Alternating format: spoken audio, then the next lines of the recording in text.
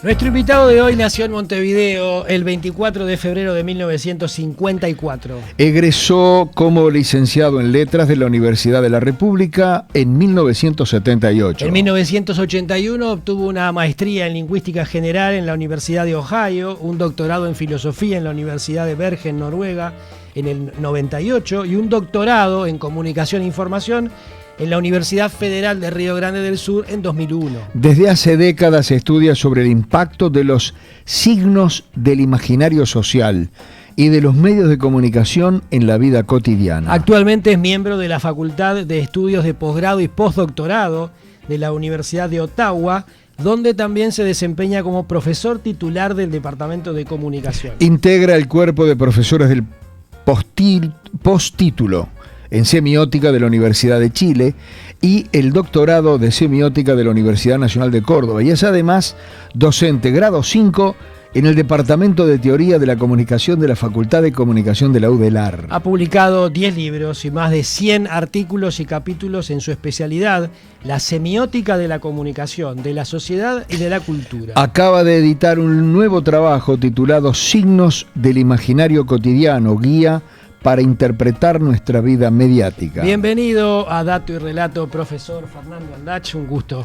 Muchas gracias a ustedes por la invitación. Y además de todo esto vive, estimado. Y lo acortamos. ¿La achicaste? El currículum si no, este era mucho más largo, acortamos como 6 páginas más o menos. Si no estamos toda la entrevista hablando de títulos y cosas. Muy aburrido. ¿Qué? Si yo le tengo que explicar a alguien que me pregunte, Vilar, escuché la nota el otro día, ¿qué es la semiótica? Sí, tiene la suerte, digamos, de todavía parecer algo novedoso, solo por un motivo, siempre lo digo, que no pertenece al currículo de secundaria. No es que sea más difícil o más fácil que matemática, que geografía, que física, es como cualquier otra, un campo de estudio, pero nunca se incluyó en algún país, algún momento, en Francia, tal vez en España brevemente. Pero ¿en qué consiste? Bueno, se pone a estudiar, sobre todo la escuela, digamos así, la forma de semiótica, hay varias que yo estudio hace varias décadas, toda clase, digamos, de significación, no solo ni siquiera principalmente la escrita, la hablada, que es lo que uno piensa enseguida, las palabras, que obviamente estoy haciendo uso ahora y son claves, pero muy importante, y justo ahora en esta época, ¿verdad? El fundador de esta corriente semiótica, un lógico norteamericano, Charles Sanders Peirce, le daba mayor importancia, vean ustedes, a lo diagramático, a lo visual. Él decía que todo lo nuevo en la vida nuestra llega a través de la iconicidad. Piensen ustedes en Internet. Claro. ¿Por qué tiene ese despegue brutal, no? Porque la mayor parte de las personas va a viajar a través de los distintos buscadores, etcétera, mirando desde TikTok, Instagram, ¿no es cierto?, Facebook, y todos ellos, X antes Twitter, tienen un componente, además de verbal, fundamentalmente la imagen. Hay algo en la imagen que yo diría, usando una palabra que me encanta de Peirce, que es mesmerizador. Mesmer era un doctor que trabajaba con la hipnosis, en la época de Freud más o menos, y en español no tanto, pero en inglés Peirce usa, por ejemplo, para un tipo de signo, si alguien te toca en la calle, la espalda, vos no podés no darte vuelta. Es como un shock, ¿no? Claro. Es decir, es muy difícil el ser humano que siga caminando. Ese signo, dice Peirce, es mesmerizador, es decir, nos atrapa. Como cuando la gente está mirando, vieron en la calle para arriba. Miran todos. Te haces el bobo un poquito, te da cosas así, pero unos pasos y levantás la cabeza. A ver qué es lo que están mirando. ¿Qué está mirando, no? Entonces la semiótica va a tomar elementos que son, como se llama este programa, datos, es decir, hechos, cosas concretas, como que estoy hablando ahora, antes de las 4, acá en Montevideo. Eso es un elemento geográfico, topológico, que alguien puede decir, no, estuviste el martes. No, míralo. No, fue no, si está localizado en el tiempo y fue en Buenos Aires, porque hablo español, se parece, no, fue en Montevideo. Vamos a discutir hasta ir a internet y, ¿viste? Fue un lunes, 22 de abril y fue acá. Ese es un hecho, duro como una piedra. La imagen es algo más volátil porque incluye también la imaginación, que es lo que nos hace cambiar, lo que nos lleva a ser otras personas, a imaginar el ser ideal o la tierra que querríamos conocer y que nunca es exactamente la que habíamos imaginado cuando llegamos. Y por último, el terreno simbólico, que es tan potente y que no se limita tampoco a palabras. Piensen en las banderas, ciertos gestos, el signo de paz, ¿cierto? Otros más agresivos. Entonces se basan en lo que se llama convenciones, ¿no? Claro. Cuando vos lo haces, la gente, vos esperás que reaccione de tal manera y no de cualquier otra, ¿no? Hoy de mañana estaba horrible y uno dice, buen día. No tiene nada de bueno, hay una ráfaga que te empapa, etcétera, pero eso que se llaman signos apaciguadores, porque te encontrás con alguien y tratás de testear la relación, como decir, hola, ¿qué tal? Y esperás que el otro te devuelva, ¿no? Algo parecido. Algo parecido, y ni siquiera tenés que hablar, puedes hacer un, sí, gesto un gesto con la cabeza, guiñarle un ojo, tocarle un hombro. Todo eso que se llama comunicación fática, no fáctica, sino fática, es decir, el contacto. Ajá. No hay comunicación. Claro, ustedes empezaron leyendo algunas cosas mías, diciendo cuántos años tenía, etcétera.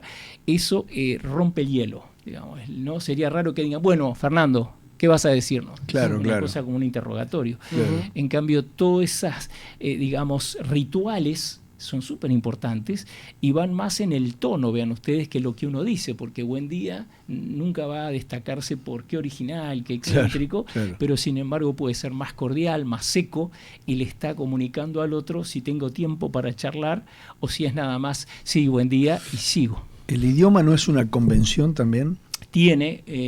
Hay tres elementos en el idioma, de nuevo, ¿no? Hay un elemento convencional, como siempre hago un chiste en clase, ¿no? Para presentar estas cosas, y digo, piensen que estamos en una parada, es de noche, invierno, Montevideo, crudo, tarde, hay un día así como hoy, lluvioso, feo, y estoy con otra persona que no conozco. Hace mucho rato, esperando el mismo ómnibus, había un chiste antes que decía, el 104 no es como la vida pasa. La vida pasa, el 104 no. Entonces estoy ahí, no lo conozco, y de repente me doy vuelta y le digo, ¿qué cosa este ómnibus? Y está todo bien, y el otro puede hacer desde un ruido claro. hasta decir sí realmente y empezar. ¿Por qué nunca le voy a decir qué opinás del aborto? ¿No? Claro. O el Papa, ¿no habría que liquidarlo? Nunca voy a decir eso, ¿no es cierto? Porque hay una convención que uno dice un lugar común, dice algo nada, ¿cómo llueve? Es obvio que está lloviendo, hasta hace horas que está lloviendo. ¿Para qué digo eso? Para acercarme de un modo tranquilo. Conversación típica de ascensor, lo que se le llama, ¿no? Exactamente. La típica de ascensor. Esas cosas no nos las enseñan. No. Otra cosa que me gusta decir en clase, ¿no? Cuando veo la cantidad, estoy en la universidad, ¿no? Lo de Ottawa no estoy más. Estuve hasta el 2015, ahora soy profesor titular en la Facultad de Información y Comunicación de UDELAR. Pero en clase veo, tengo una clase que tiene más de 200, ¿no? Y veo la cantidad de mates per cápita con termo. Entonces siempre les digo dos cosas. Si alguien te ofrece un mate en la clase, ¿no? Que puede pasar, sobre todo antes de la pandemia era muy común. Entonces, difícilmente la persona a quien se le ofrece diga, no, qué asco, está lleno de bacterias. Olviden la pandemia y todo, que diga eso. Casi nunca lo va a decir. Va a decir, o gracias, o decir recién tomé, o sea, una mentira blanca, una excusa. O no gracias, muy amable. O no gracias, ¿no? ¿Por qué? Porque uno cuando nace uruguayo, nace en una especie de, siempre me gusta imaginar que uno nada entre los signos, como los peces, ¿no? Los peces nadan en el agua, entonces ya hay mate. Uno nace, no importa si toma o no toma, eso no tiene ninguna, porque alguien va a decir, yo no tomo, perfecto, no importa. Estás en el grupo de los que no toman, pero si estuvieras en Canadá no tendrías que explicar, claro. porque nadie toma. Claro. Al revés, les digo en la clase también, y esto antes de la pandemia, que un canadiense que viera el ritual del mate piensa que es un harakiri, un suicidio colectivo, porque son germófobos. ¿Saben cómo tocan el ascensor en invierno? Que yo no entendía nada. Viví casi 10 años, iba a la biblioteca, al edificio, 7 pisos, maravillosa biblioteca de la Universidad de Ottawa, y veía que hacían un esfuerzo con el codo. Digo, ¿qué está haciendo para tocar el botón? No entendía, digo, ¿qué? ¿Será un ejercicio? Pues me cayó la ficha.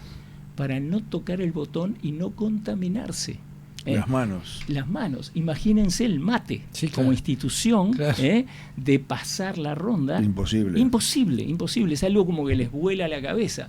Entonces, esos son los signos que nadie te enseña explícitamente. O te dan una clase de mate, ¿no? Más allá de los chistes, de la montañita y todo eso, lo fascinante es que nacés en un mundo que hay dulce de leche, que hay mate, que hay gauchada, que hay vallismo ambiental, por eso hoy escuchan los candidatos peleándose a ver quién es más menos vallista.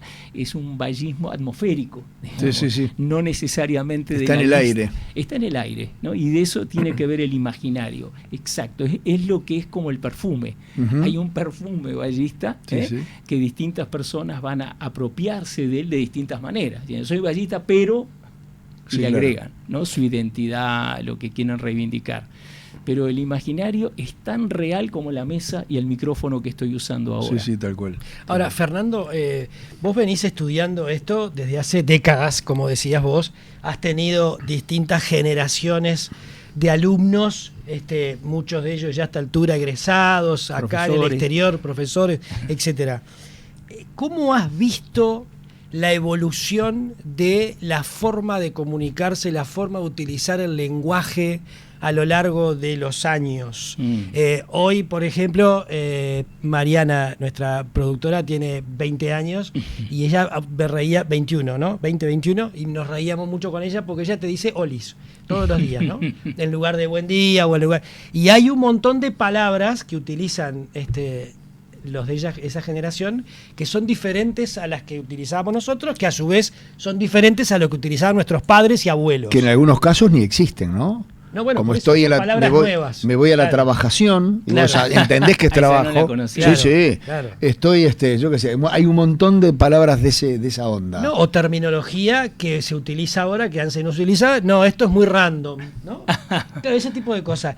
¿Cómo se hace para, desde tu disciplina, empezar a incorporar todo eso y decodificar todo eso nuevo? Sí, hay un principio semiótico que el fundador, que ya mencioné, de este modelo, de esta gran teoría de la significación, porque respondiendo a Fernando, ¿no?, al tocayo aquí, la semiótica estudia entonces esas pequeñísimas cosas que son nuestro entorno natural, tanto como el oxígeno, como la comida, la proteína, son los signos. Nos rodea. Claro, sin ellos cae eso en el autismo, es decir, ¿no?, la mudez, o cualquier otro tipo de patología, de problema, que es clave, ¿no? Porque no poder comunicarte, es realmente fuerte, ¿no?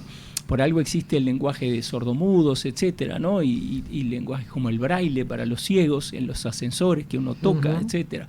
Entonces yo diría, ¿no?, para una anécdota, cuando volví de Canadá, 10 años viviendo allá en la capital, enseñando en la Universidad de Ottawa, que es bilingüe, mi hija, que tiene 35 años, me dijo en un momento, sí, me están atomizando, y yo me quedé paralizado.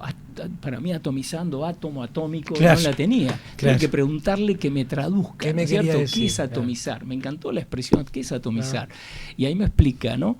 El principio de la semiótica es los símbolos crecen. Es muy raro eso, porque uno piensa, no, el diccionario, la palabra, por ejemplo, electricidad, se escribe igual, con C, sin H, ¿no? No con K, pero justo el teórico dice una cosa genial, dice, Peirce dice, vean la palabra electricidad, cuánto avanzó desde el término electron, que viene de los griegos, que era frotar la mica, hasta, y él está escribiendo en la segunda mitad del siglo XIX, muere en 1914, imagínense del 14 hasta acá, más de 100 años después, electricidad es esta pantalla que tengo acá enfrente, es el celular que lo tengo que cargar. La luz que nos alumbra. Todo depende de esa energía. Entonces, electricidad se escribe igual, electricity en inglés, etcétera, pero ¿cuánto creció? Es enorme. ¿Cuánto abarca? Mucho más, ¿no? Abarca es la vida contemporánea. Sacar la electricidad y lo que estamos haciendo ahora acá en la radio, ¡pum! Adiós, el apagón, famoso apagón de Nueva York hace años, que había habido una explosión de natalidad por el pánico, ¿no es cierto? Es decir, se acaba el mundo si se va la electricidad. Entonces yo diría, nada es más así metabólico que los signos. El signo es metabólico, o sea, va todo el tiempo, engañosamente se escribe igual, qué sé yo, aparecen palabras nuevas, como la que decía Fernando recién, no la conocía, o como atomizar, que nunca lo había usado, como verbo, pero es la constante, es decir, cada generación va a tener su jerga, ¿no es cierto?, sus términos malditos que no usa porque se siente viejo, como dicen que Facebook ahora es para viejos, por ejemplo, Sí. y en cambio es TikTok o Twitch o qué sé yo, ¿no? Lo que se lleva, o sea, existe la moda, eso se llama en lingüística la diacronía, es decir, cómo va evolucionando una palabra. A mí un ejemplo favorito es señorita en inglés, que se escribía antes miss, ¿no? Y eso está totalmente tabú, nadie lo usa. ¿Y cómo se hace para dirigirse, escribir a una mujer? MS, que es impronunciable, nada, porque miss se oponía a Mrs., que era señorita y señora, como el castellano. Claro. Y se consideraba una cosa sexista, machista a partir de los años 60, ¿no es cierto?, que viene la embestida feminista, y dice, ¿por qué cuando yo digo señor, no digo señor soltero, señor casado? El señor. Es señor. No sabes nada de ni la edad ni de estado civil. No le dicen señorito a uno, claro, porque es no joven. solo en España, que tiene otro sentido. Sí. Entonces sacan algo y vean ustedes qué curioso, ponen una especie de término impronunciable, pero que significa género femenino, nada más. Claro. Y no especifica si es una mujer casada o soltera. Entonces, de vuelta, detrás hay una inmensa reforma social que está todavía en andamiento y que lleva al uso de ciertos pronombres, al lenguaje inclusivo, qué sé yo. Todas esas palabras nuevas que uno va teniendo que enterarse de qué se tratan, ¿también no están en un grupo de palabras que aparecen y con el tiempo desaparecen? Sí, por supuesto. Hay palabras que caen en desuso, que se vuelven anacrónicas. Claro, yo cuando era joven se usaba mucho la palabra macanudo. Mirá. No, hace 1000 años que no la escucho. ¿Alguien la ha escuchado últimamente? Yo no. ¿Sabés cuál me parece rarísimo que esté cayendo? Lo veo en la campaña electoral ahora, que no me llama la atención porque era, yo creía, parte de la identidad lingüística, cultural uruguaya, del idiolecto, que era chiquilín. Ajá. ¿Y qué dicen ahora? Sobre Chicos. todo políticos. ¿Ah, no? Gurí, Los gurí. gurises. Esa es una palabra que impuso Mujica. Exacto. El que muy empezó, cargada, el que empezó a hablar de gurí, los gurises fue Mujica. y ¿no? me suena todavía a mí, como alguien que vivió muchos años afuera, porque vivía antes en Brasil, en Canadá, en Alemania, en Noruega, me suena como impostada. Me suena como populista, como diciendo los gurises, ¿no? Como yo estoy ahí en el... Entre ellos. Entre ellos, yo estoy ahí cerquita, ¿no? Es típico del político o la política, ahora que hay mujeres, y muchas mujeres vi que lo usan, populista, ¿no? De estoy muy cerca, entiendo la problemática, ¿no? ¿Por qué no dicen chiquilines? A mí me encantaba esa palabra, una galletita Sí, incluso. sí. De chocolate. Sí, ¿por qué se fue esa? ¿No? Que es una cosa que suena, es musical. Lo otro, no. Bueno, perdón, y algunos importaron los chicos, ¿no? Ah, chicos. Que es una palabra que es en Argentina, ¿no? Los Argentina. chicos. Todo el mundo ahora dice, chicos. cuando no está, como dice él, ¿no? Cuando no intenta captar la atención de nadie, simplemente dice chicos. Claro. ¿Me vas a buscar los chicos al colegio? Sí, cómo no. O grande, para mí viene, todavía me suena mucho de Argentina. Él es grande en el sentido de viejo. De viejo, tal ¿no? cual, tal Para cual. mí era argentino. Para Sí, mí era es argentino. veterano, viejo, etcétera, argentino. ¿no? Pero decís, sí, ya está grande. Sí. Y decía, ¿estás hablando? No, me dijo una lingüista muy, muy buena, colega de la facultad. Dice, no, Fernando, hace años que está acá. Ah, bueno, ella vivió acá, así que sabe. Sí, no, pero antes se decía viejo. Yo sentía ¿Viejo o joven? O joven. ¿Grande o chico? Grande para un bebé, qué grande que es el Exacto, bebé. ¿no? exacto. Pero no de edad, de tamaño. No, de tamaño, de exacto, kilos. exacto. Fernando, estaba mirando una entrevista que se te hizo acá en esta radio en Punto de Encuentro en febrero del 21, en medio de la pandemia, que generó bastante revuelo, ¿no? Algunas de las cosas que vos dijiste. La nota que me la mandaba ahora Andrés Rega, colega, compañero nuestro, que titulaste, si hay científicos, no charlatanes, que tienen evidencias y datos discrepantes, ¿por qué hay tanto miedo a mostrar otras voces? Y vos hablabas de que estabas hablando del tema del GACH, etcétera, ¿no? Y decías que hay un discurso monolítico y cientificista sobre la forma de gestionar el COVID, decías. Atrás de la pandemia hay un cataclismo comunicacional. Se está desparramando todo el tiempo información. ¿Qué fue lo que quisiste decir y por qué crees que generó tanto revuelo esto? Y te agrego una más. ¿Cómo lo ves ahora en perspectiva, 3 años después? Sí, Mira, me gustaría citar en la tercera parte, la tercera sección del libro Signos del Imaginario Cotidiano. La sección se llama Signos del Mundo de la Vida y de la Muerte. Suena tremendo, pero no es, porque el primer capítulo, son 15 capítulos, se llama El caso Carmela. El virus SARS-CoV-2 tiene rostro de mujer, que es una evocación de un teleteatro de cuando yo era niño. El amor tiene cara de mujer. Una de las primeras telenovelas, ¿no? ¿Qué quiere decir esto? Que me impactó digamos así, el debilitamiento de uno de los núcleos de cualquier democracia saludable que ocurre desde marzo 13, pero sobre todo el 17 de abril de 2020 hasta hoy, hasta ahora. Y me atengo a todo lo que dije. ¿Por qué?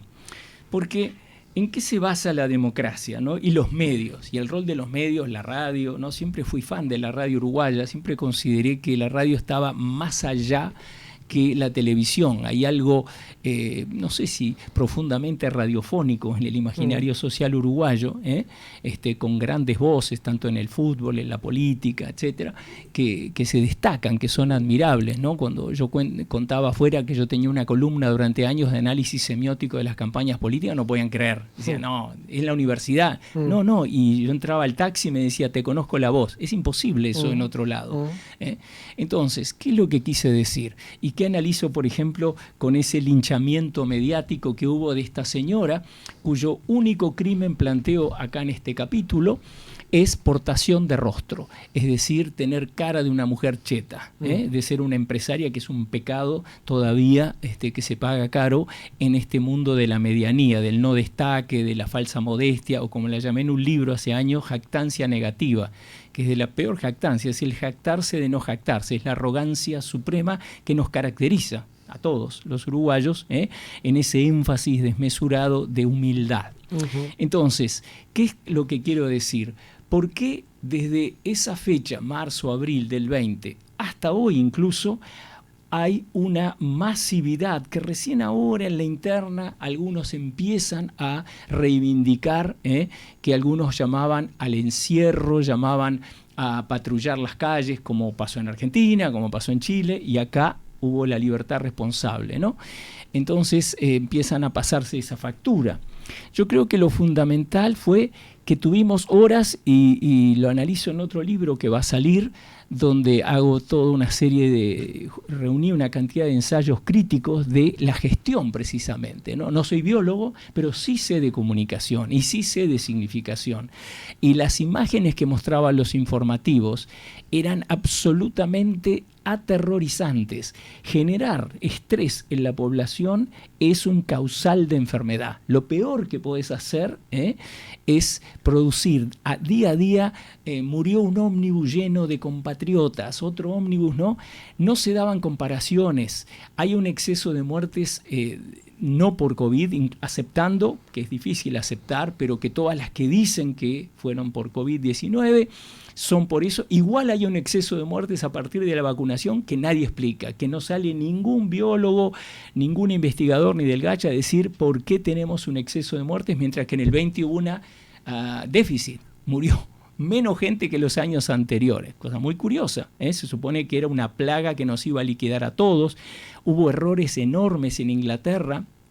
Un tipo que ya le había errado, muy importante, un especialista en estadística sanitaria, dijo que iba a morir una cantidad impresionante, no pasó, mientras que un griego americano de la Universidad de Stanford sí calculó que iba a ser nimia la cantidad de muertes en el mundo, y demoró la OMS bastante y no tuvo más remedio. Se llama Ioannidis, es un crack perdido, hace metaanálisis. ¿Qué hace? Lo más difícil del mundo, junta una cantidad enorme de análisis y los analiza, análisis científico, de biólogos, de médicos, de investigadores, y su cifra sigue siendo verdadera. O sea, murió gente como en una gripe safral, pero el mundo paró por 2 años, generó más pobreza, generó pánico, generó obediencia, para mí muy preocupante, falta de democracia, miedo difuso, que todavía algunos reivindican. Recuerdo el sindicato médico, como se dice eso, salió un video donde una de las autoridades decía, tienen que generar más miedo, a los médicos, tienen que causar, eso es un desastre. En vez de ocuparse, sí, de la población más vieja, con comorbilidades, dejar tranquilo a los niños que no se infectaron para nada, y siguen hablando de vacunas infantiles. Me parece una atrocidad todo eso, y nunca hubo un debate. Sigo diciendo lo mismo. Desde 13 de marzo del 20 hasta 22 de abril del 24 no hubo debate. Son siempre las mismas figuras que vienen a todos los canales, a las radios, a dar su sermón, digamos, a decir como que todo lo que dijeron estaba bien, que había que haber, como decía uno, blindado abril, ya que estamos en abril, ¿no? Y nada de eso. No sé si se acuerdan, decían, por ejemplo, hubo una fiesta salvaje en Paysandú, no sé dónde, ¿no? Y luego no había ningún dato de que no había pasado, que había habido un tendal de muertos, tenía que haber levantado de la calle los cadáveres. Fiesta clandestina. Fiesta clandestina, exacto, la palabra, Fernando, ¿no? Y después uno se queda esperando como que caiga el otro zapato. ¿Cuántos mueren? Bueno, se habló de las marchas, hubo marchas que se hicieron. De la FEU hubo marchas, de secundaria. De las mujeres, el Día de las Mujeres, hubo montones de marchas. ¿Y dónde hubo las muertes? ¿Y qué hay para vos, entonces, ahora en perspectiva, atrás de eso? ¿Por qué el mundo? Porque no es un tema nuestro, de Uruguay. No. Es un tema de que más de la mitad del planeta fue atrás de ese miedo que se generó. ¿Qué hay atrás de eso? Primero, que es raro que un político de un país tan chiquito como el nuestro, tan poco significativo, uno de los capítulos, disculpen que estoy vendiendo mi pez, como dice un mercado, pero se ocupa de Tiranos Temblad, ¿no? Ese magnífico, ¿no?, creación, una cosa tan ingeniosa de Agustín Ferrando, que tiene su canal de YouTube desde 2012, hace 12 años, ya va a ser 12 años, y entonces busca, ¿no?, la cosa de lo uruguayo, y se llama, originalmente era semanal, ¿no? Se llama Tiranos Temblad, una semana, ahora es anual, ¿no?, de acontecimientos uruguayos, ¿no? Y lo más fascinante es que es todo humorístico, digamos.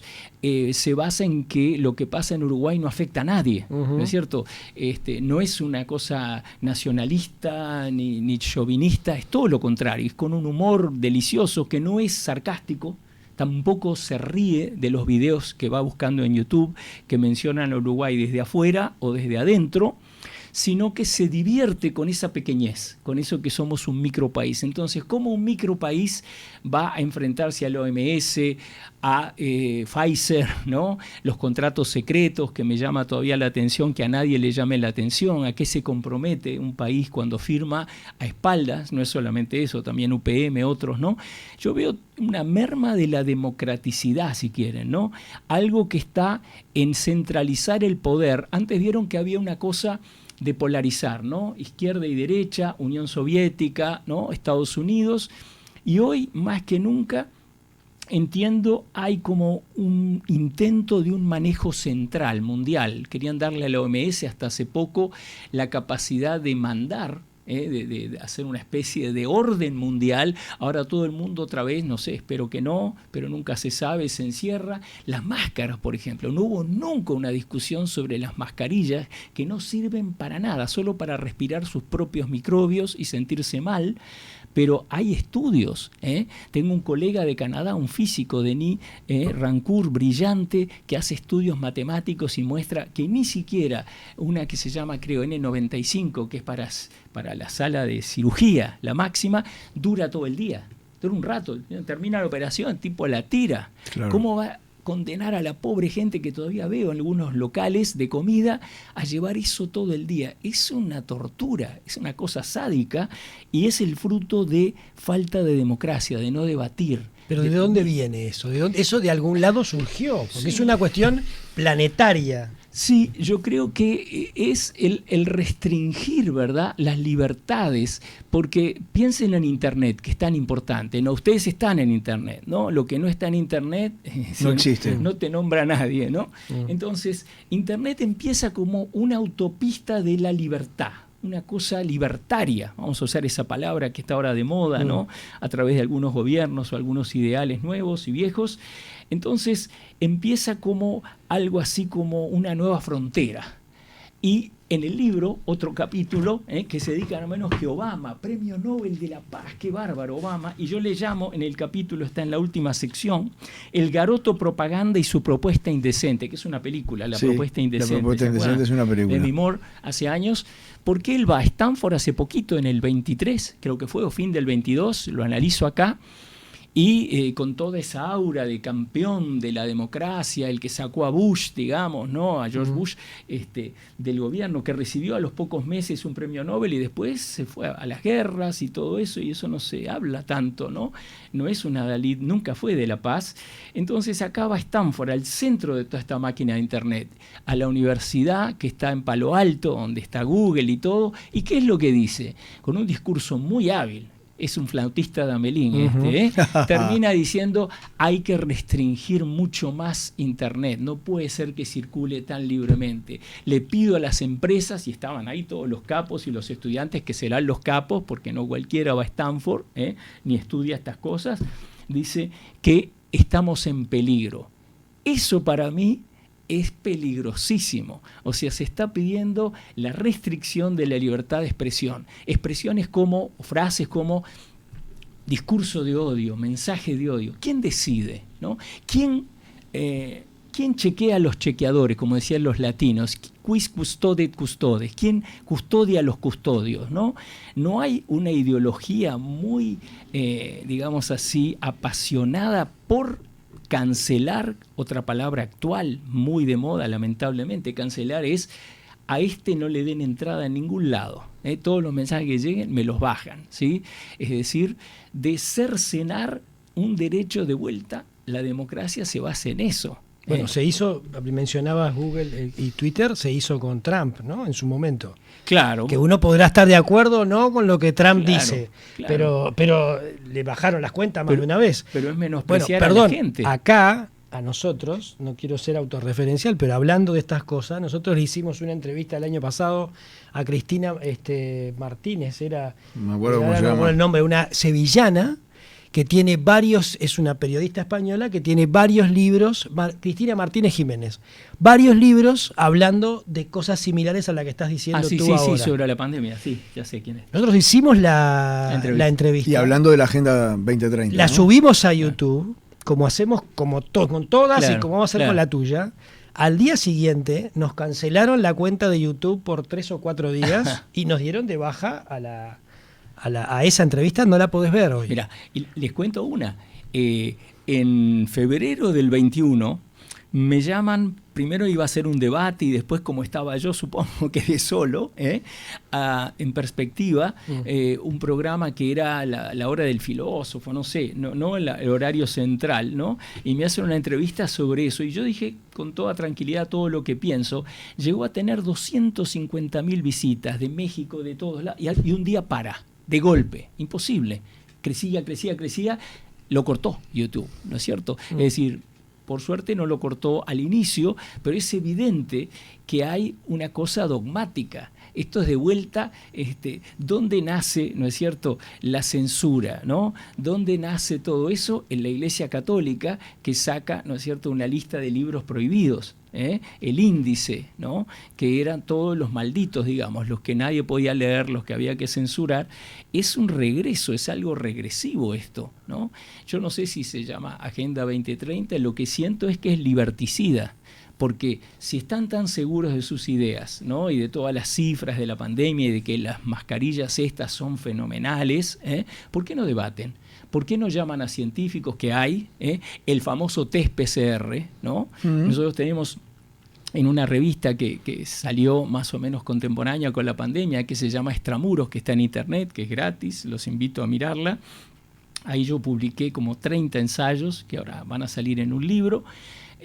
Hay un biólogo molecular cuya tesis era el PCR, el test que se usaba como la norma, el patrón oro, ¿no es cierto? Si tenés el PCR, le voy a hacer a Fernando, te voy a hacer a ti, estás con eso. Y explicaba por qué no sirve, porque Kerry Mullins, el que lo inventó, ganó el premio Nobel, no es poca cosa, no mucha gente gana el premio Nobel en medicina, dijo, no sirve para eso, no sirve para diagnóstico fino, para decir vos tenés, porque muchas cosas lo hacen reaccionar. Entonces, ¿por qué se eligió eso? ¿Por qué no se debatió? Si el propio inventor que sacó, no era un loco que... No era cualquiera. No era cualquiera. ¿Y cuál era el objetivo entonces? Por un lado, cercenar libertades, dijiste vos. Claro. ¿Y hay algo más? Y yo siento un deseo de control muy grande. La democracia, bien entendida, ¿no es cierto?, es aumentar los derechos. Para más de uno puede ser peligroso. Y bueno... Aumentar derechos. Yo pienso que sí, que todo esto de las redes sociales, que era una forma donde por fin los de abajo, sin tener una radio, miren lo cara que es una radio M o FM, un canal de televisión, ¿para qué les voy a contar?, podrían por fin horizontalizar aquello que era piramidal, o sea, el dueño, ¿no? Eso dice Obama, que empieza bárbaro, realmente es admirable el tipo cómo habla, no estoy de acuerdo en nada de lo que dice ahí, empieza diciendo, antes había 2 o 3 informativos en Estados Unidos, las grandes cadenas, NBC, ABC, y bajaban línea a todos, ¿no? Esto es lo que pasa en Vietnam, esto es lo que pasa acá, qué sé yo. Ahora tenemos Internet, la red de redes, ¿no? Los medios sociales, y eso genera miedo. Porque si cualquiera puede decir cualquier cosa, de vuelta, con esas especies de cucos, cuidado el discurso de odio, siempre ha habido discurso de odio, siempre, no digo que sea bueno, pero es como querer, ¿cómo diría?, ponerle una chaqueta de fuerza a la gente, diga, no tengas pensamientos de odio, y ahí llegamos a la hipocresía. A los tartufos, aquel personaje de Molière, ¿no es cierto?, completamente falso, que decía exactamente para su... ¿no? Digamos así, para conseguir sus deseos, decía lo que el otro quiere oír y no lo pensaba jamás. Entonces, por eso el lenguaje inclusivo, lo políticamente correcto, las nuevas identidades, los nuevos derechos, se han convertido para mí en un campo minado, porque es una paradoja. Buscaban la mayor tolerancia, a la que quién se va a negar a eso, a que todos somos iguales, que todos tenemos los mismos derechos, pero se va volviendo algo casi, diría yo, regimentario. Es decir, el que no usa ese lenguaje es enemigo. Entonces, ¿de dónde viene el discurso de odio? ¿No es cierto? Yo puedo pensar que el lenguaje inclusivo, mi caso, no lo usaría jamás. Entiendo por qué lo usan, pero creo que no se puede ser autoritario, como decía hoy, imponerlo. Imponerlo no. Claro. Y cuando estás del otro lado, en el mejor de los sentidos, en el mejor de los casos sos un estúpido y en el peor de los casos sos un retrógrado, ¿no? Claro, o tirarnos, un por dinosaurio. ejemplo, los que empezamos a tener estos reparos en los poquísimos espacios, casi cero, que se abrieron a nivel de grandes medios dominantes, ¿no?, en la pandemia. Escucho un día y quedé realmente, después me acostumbré, fue Haber con el primero, capaz que hubo otro, acá en Uruguay, el periodista dijo, los negacionistas, para la gente que tenía crítica. Qué palabrita que eligió, qué bien elegida, porque ¿a qué referías? Las palabras no son gratis. Las palabras tienen una historia, tienen un sentido. Entonces, ¿negacionista de qué es? Los que negaban el holocausto judío, o sea, neonazis, gente muy marginal, así llamaron a los que tenían, en vez de llamarlos críticos, en vez de llamarlos opositores ideológicos, qué sé yo, que te da un nivel de igualdad. Yo opino que hay que hacer todo lo que dice el fenómeno, opinalo. Yo opino que no, que algunas cosas sí, otras no. Negacionista. Y después peor, ¿no? Como había otro término horrible, que tenía que ver también con la locura, yo qué sé, una cantidad de signos... Conspiracionistas. Conspiranoicos. Conspiranoicos. O sea, ¿no? Conspiracionista es viejo ya, ¿no? Que creen, pero conspiranoico es peor. Es peor, está loco de remate. Está paranoico. Exacto. Mezcla de... ¿no? O sea, por algo, a mí me hace pensar en una conspiración del otro lado. Por algo, los ponían a la altura de los terraplanistas también. También, ¿no? O sea, hay un intento de desprestigiar, pero sobre todo de ningunear al máximo, ¿no es cierto? ¿Y qué ganaríamos nosotros, los que teníamos reparos en cerrar la educación, ¿no? Es decir, virtualizarla. Yo soy docente, ¿no? Y les puedo asegurar, en el segundo semestre del 20, por un milagro se abrió una ventana y cursos de hasta 20 personas podían hacerse el Odelar. Yo di un curso, no saben lo refrescante, la interacción, ¿no? Comparado con el Zoom, que luego fue todo el 21 otra vez, no entiendo por qué, con Zoom. Eso no es educación, eso es un sucedáneo. Es decir, es como, no hay más jugo de naranja, te voy a dar acá una cosa de color naranja, poner azúcar y un poco de... No es jugo de naranja eso. Eso será algo que se parece en olor, qué sé yo.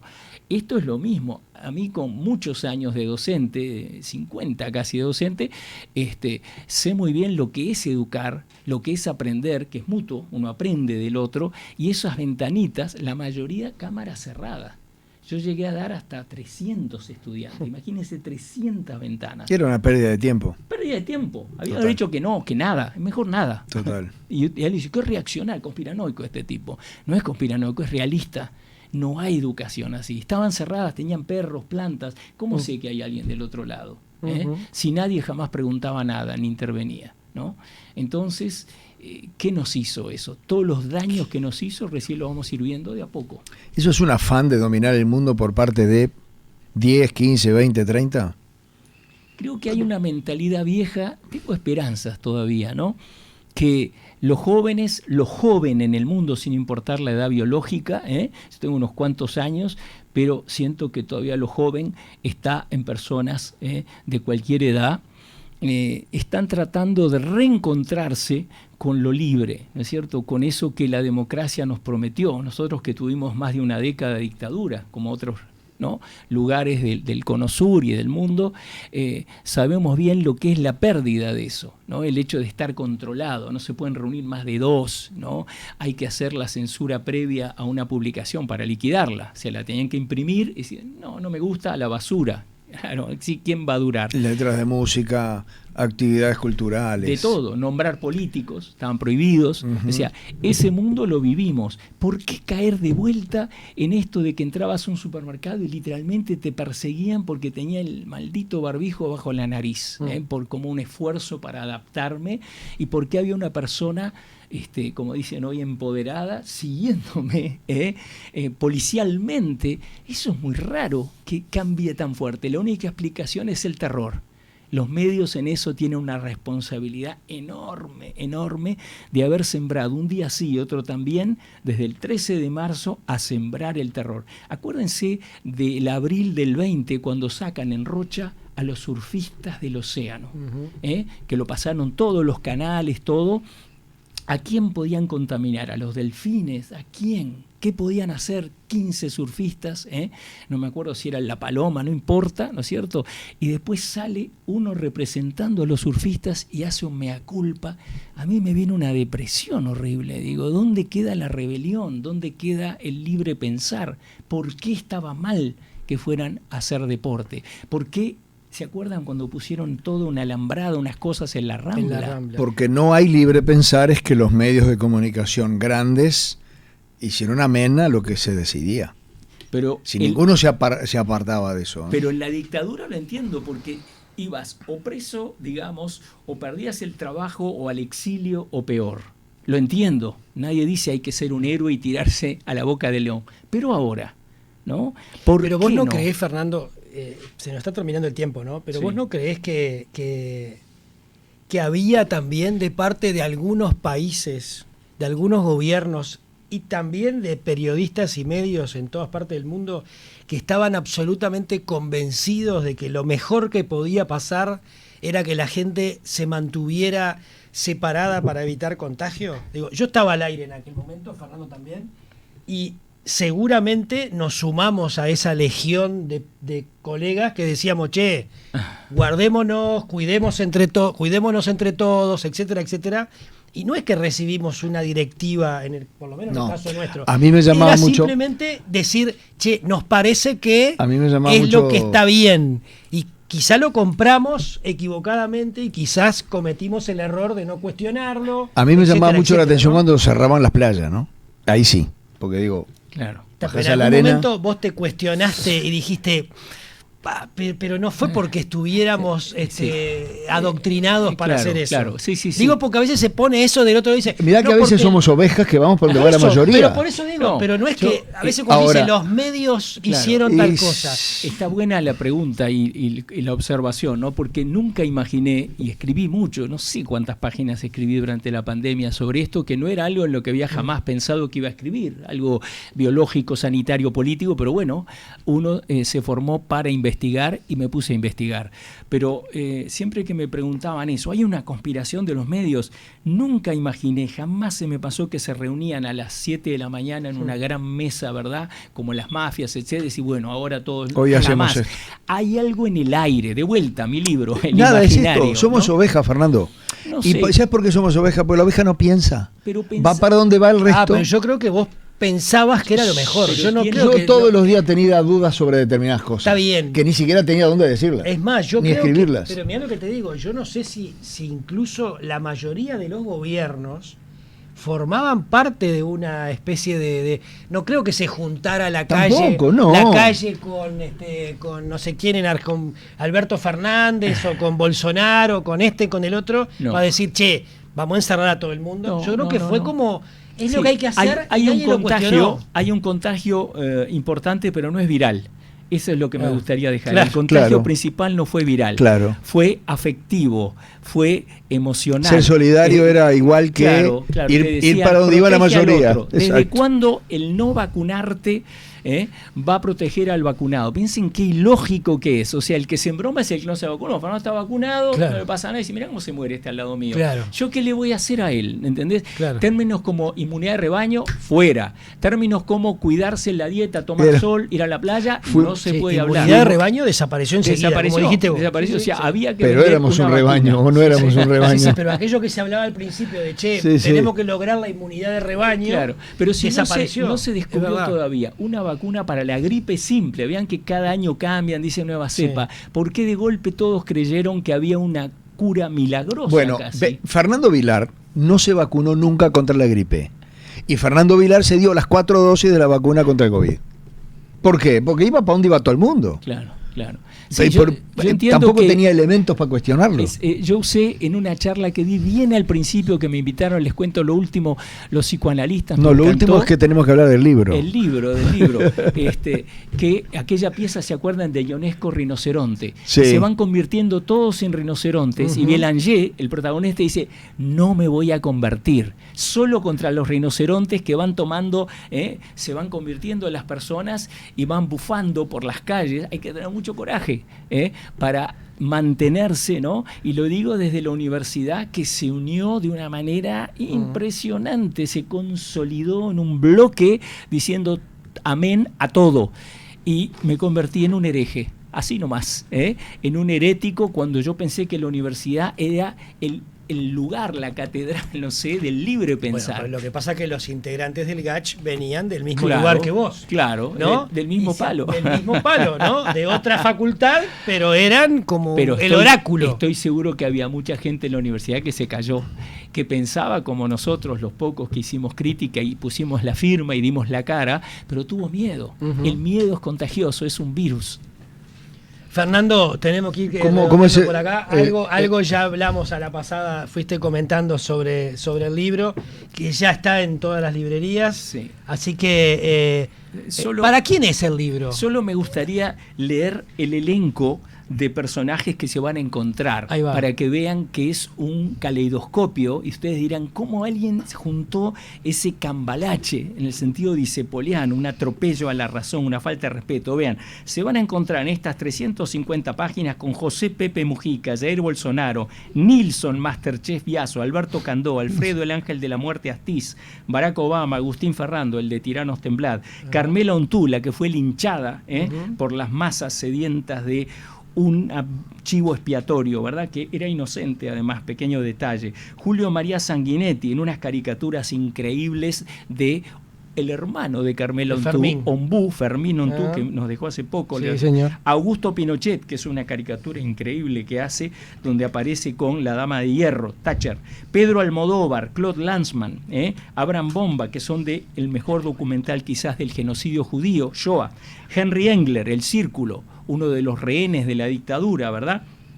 Un buque, ya dije, Pablo Uribe, que hace una instalación maravillosa sobre el 27 de noviembre del 83, el Río de Libertad, y Pedro Mairal, ese argentino que con su novela La Uruguaya nos regala una mirada del otro hacia Los de esta orilla, que siempre es fascinante, y hablo de cómo eso se volvió una película muy extraña, que invito que todo esto es una invitación, una guía para pensar en lo que va tan rápido, en ese vértigo que es la comunicación moderna. ¿Por qué, verdad? Ese hombre que cuenta su peripecia, su fracaso en tierra oriental, su sueño erótico de encontrarse con la nariz oriental de Guerra, esa chica que lo seduce en un balneario del Atlántico a este escritor que se llama Lucas Pereira.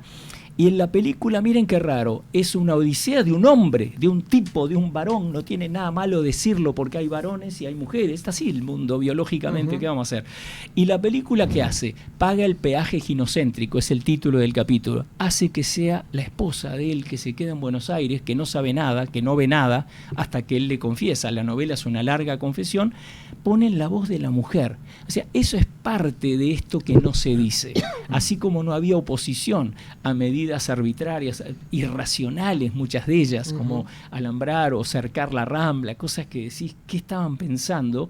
También hay cosas que se callan por lo políticamente correcto, porque es lo que se impone, porque nadie quiere quedar pegado o quemado. Dice, ¿vos qué sos? ¿Machista, machirulo? No, soy un tipo racional. Y si cuentan la peripecia de un hombre, un escritor que viene al Uruguay a encontrar un dinero que va a llevar de contrabando, como siempre, el tema de los dólares, ¿no? Pero sobre todo a encontrar esa pasión que está muerta en él, etcétera, de esta chica uruguaya mucho más joven. ¿Por qué lo cuenta una mujer? Su esposa, no tiene ningún sentido, claro. Y aceptarlo es como aceptar lo pandémico. Todos estos, yo diría, son ensayos disidentes. Todos tienen una provocación, lo mismo Madres Paralelas de Almodóvar, que es un absurdo absoluto y fue celebrada por la crítica del mundo como una joya del séptimo arte. Yo la considero un disparate fílmico, lo peor que hizo Almodóvar, a quien me encantaba sus primeras películas, pero acá hay una reivindicación de vuelta arbitraria, totalmente, yo diría, desmesurada, de dos mujeres, sobre todo una de ellas, que es Penélope Cruz, la protagonista, ¿verdad?, que no se puede entender por qué hace lo que hace como si fuera una trama totalmente verosímil. Rompe con la verosimilitud, que es una ley sagrada, no escrita, como decía Fernando, ¿quién nos enseña? Lo importante se aprende con la experiencia. Uno sabe en una película más o menos lo que viene, y si no viene eso, hay que explicarlo. ¿Por qué no pasó eso? Claro. En esa película, que yo cito las críticas que dicen, es lo máximo, ¿no? ¿Quién está hablando ahí? ¿Por qué hay que celebrar eso que es tan absurdo y que hace que una mujer se quede con el bebé de otra, con la beba de otra, sin ninguna explicación una vez que sabe que no es suya? ¿Cuál sería ahí ese deseo? ¿Robar niños si tiene la suya? ¿Por qué? Es porque es una mujer. Esas palabras seguramente le dan tranquilidad a muchos que cuestionan los grandes premios de la Academia. A veces la Academia le da 14 premios en una película que uno no entiende, no sabe por dónde va, este mamarracho no le pueden dar un premio y le dieron 14. Claro. Bueno, sí, está bueno, sí. Está bueno disentir. Claro, yo los invito a los lectores de Signos del Imaginario Cotidiano que no se van a encontrar con lo obvio, con lo previsible. No voy a decir esto me gustó, no me gustó, mucho más intento quedarme en la superficie, lo mismo que vieron ustedes. Hablo de Jaime Ross en otro capítulo, de unos indios de la India que hacen un homenaje a Montevideo, que es lindísimo, un video que anda por ahí, y comparo, ¿verdad?, Durazno y Convención, eso que es como el himno montevideano verdadero, con este homenaje de quienes no solo se sienten tolerados, sino recibidos verdaderamente como iguales, estos que le dedican esa canción. ¿Está en todas las librerías, Fernando? Está, es Paidós, le agradezco mucho a la editorial que hizo un trabajo de edición a través de Leonardo Cabrera, que no me canso, lo agradezco en el prólogo, que le llamo Presigno, que miró como nadie nunca había mirado unos textos míos, y me fue dando ideas que mejoraron muchísimo el resultado. Así que fascinado con Paidós Planeta, y estos Signos del Imaginario Cotidiano son una invitación a viajar por un Uruguay que de tan conocido, tan familiar, quizás no lo van a ver bien. todo lo que no conocen y que pueden todavía descubrir. Fernando Andach, gracias por acompañarnos, fue un gusto. Gracias a ustedes por la invitación.